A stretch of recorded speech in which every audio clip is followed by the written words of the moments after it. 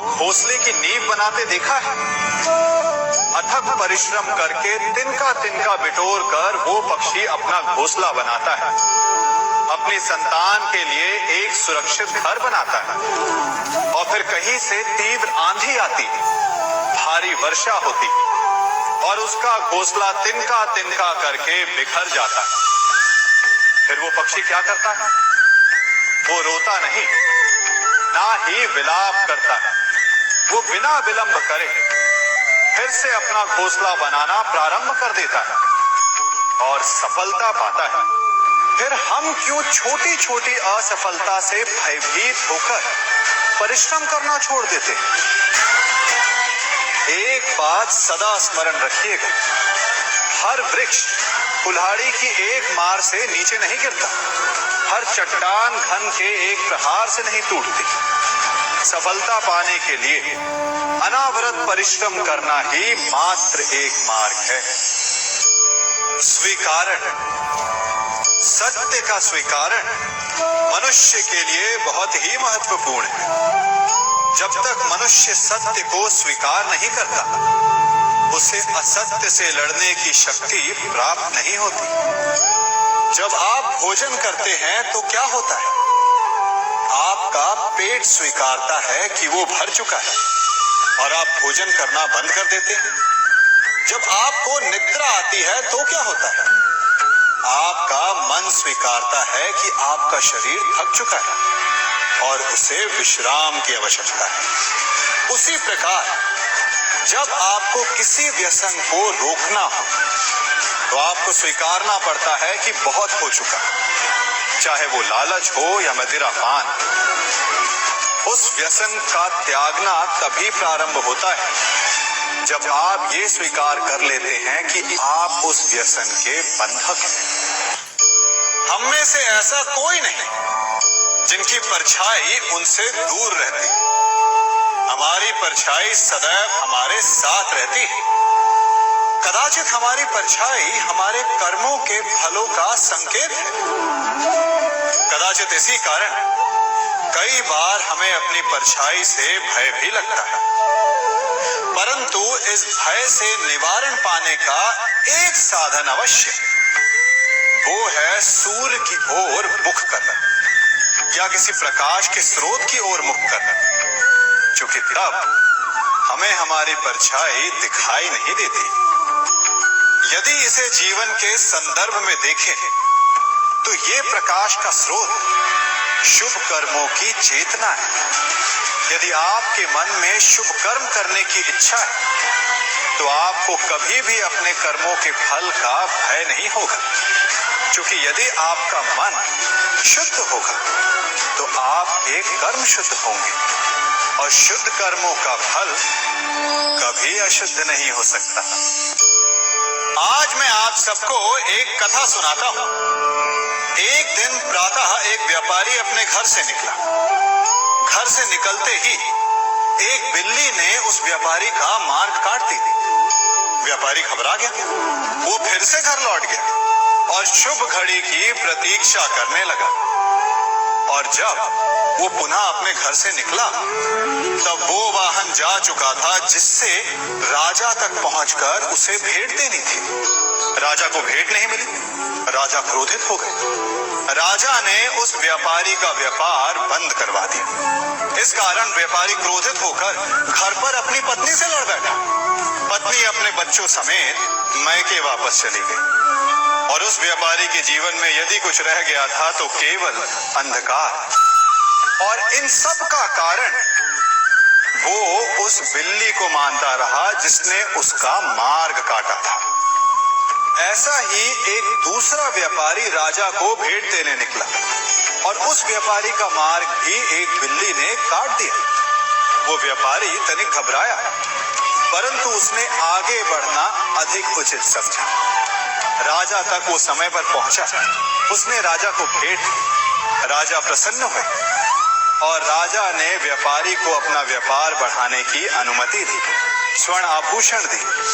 जब व्यापारी घर पर पहुंचा तो पत्नी को आभूषण और अपने बच्चों को देने के लिए वस्त्र थे उसके पास। हर ओर प्रसन्नता थी। समझ रहे हैं ना? दोनों के साथ एक ही प्रकार की घटना हुई, परंतु दोनों की प्रतिक्रिया भिन्न थी। ऐसा ही हमारा जीवन भी है। हमारे जीवन में प्रारब्ध का अपना स्थान है, परंतु उससे कई अधिक महत्वपूर्ण हमारी प्रतिक्रिया, हमारे सोच का प्रभाव है। क्योंकि यही हमारे जीवन को आकार देते हैं। इसलिए अपनी सोच को सकारात्मक रखिए। आपका जीवन सदैव आनंदमय रहेगा। आप इन दो पात्रों को देख रहे हैं। मेरे इस पात्र में जल है और ये पात्र मिष्ठान से भरा हुआ है। दोनों ही पात्र भरे हैं, परंतु देखिए, मिश्री को जल में मिला दिया, जल ने मिश्री को अपना लिया, मिश्री ने अपना अस्तित्व खो दिया, परंतु जल को अभिमान है कि उसका अस्तित्व अभी भी बना हुआ है। परंतु जो इस जल को चखेगा उसे अवश्य पता चल जाएगा कि ये जल अब वो जल नहीं रहा, ये अब शरबत बन गया। हमारा त्याग, हमारे बलिदान भी ऐसे ही होते हैं। जो इस बात को अनुभव करते हैं वो समझ सकते हैं कि कैसे हमने समय की धारा को बदल दिया। जो बलिदान देते हैं उनका अस्तित्व कभी नष्ट नहीं होता, अपितु उनका बलिदान संसार में कुछ ना कुछ परिवर्तन अवश्य लाता है। हम सभी कभी ना कभी, कहीं ना कहीं अपने जीवन में यात्रा अवश्य करते हैं। हमारी यात्रा में कभी पक्के रास्ते आते हैं तो कभी कच्चे रास्ते। पक्के रास्ते मनुष्य बनाता है और कच्चे रास्ते जानते हैं कैसे बनते हैं? चलते चलते बन जाते हैं। जब लोग एक स्थान से जाते हैं तो पैरों के दबाव से नीचे की घास कुचल जाती है।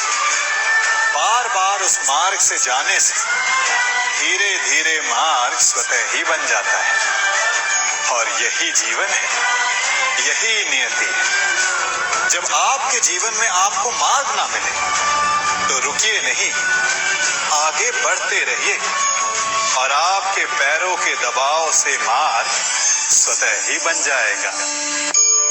हम सभी अपने जीवन में सफलता चाहते हैं, है ना? उसके लिए हम रात दिन परिश्रम करते हैं, कड़ी मेहनत करते हैं, परंतु फिर भी असफल हो जाते हैं। परंतु ऐसा क्यों होता है? कभी सोचा आप सबने? क्योंकि सफलता पाने का मंत्र बड़ा कठिन नहीं, बड़ा सरल है। उचित विचार, उचित समय, उचित स्थान पर उचित प्रहार। जब आपके विचार, समय, स्थान और प्रहार यानी परिश्रम उचित है तो सफलता आप ही को मिलेगी।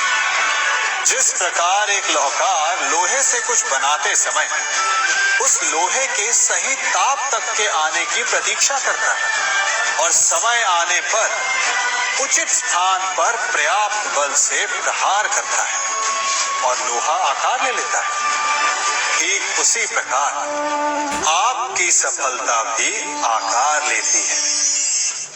हम सभी को अपने जीवन में कभी ना कभी निराशा मिलती है, असफलता मिलती है और अधिकतर लोग इसके पश्चात भाग्य का रोना लेकर बैठ जाते हैं।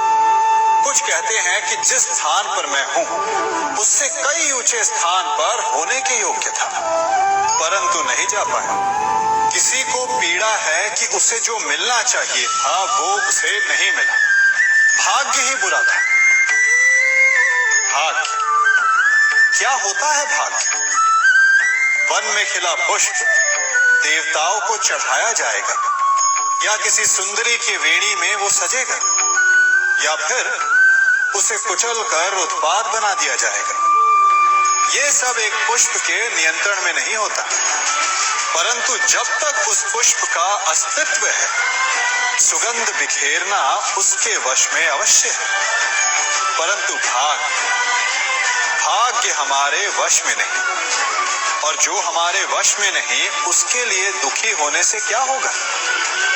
कर्म पर वश है, वो कीजिए और धीरे धीरे भाग्य आपके वश में आ जाएगा, क्योंकि कर्म ही प्रधान है।